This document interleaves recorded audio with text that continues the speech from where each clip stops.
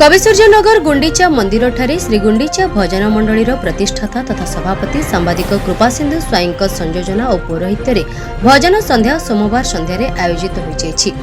एहाको उद्घाटन करथिले कविसूर्यनगर एनएसी अध्यक्ष एस लक्ष्मी सेठी, मुख्य अतिथि भावे कविसूर्यनगर एनएसी उपाध्यक्ष विक्रांत कुमार साहू, मुख्य वक्ता नगर बीजेडी सभानेत्री लक्ष्मीप्रिया साहू, सम्मानित अतिथि चिचेनया राकेश प्रधान, मनमोहन जेना, बखारी मोहम्मद, विजय मिश्र, सूर्यनारायण नायक, मनमोहन जेना, दिलीप साहू प्रमुख, कीबोर्ड रे मनुआ राव, ढोलकी रे लक्ष्मीनारायण पात्र, पेड रे जी जगा कुमार, तबला रे देवानंद दास उच्चकोटीर शब्द स्वर संयोजन करथिले।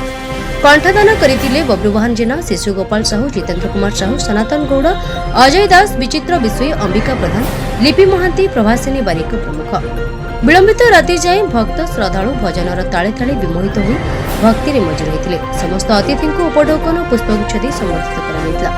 ब्यूरो रिपोर्ट संपर्क ओडिशा।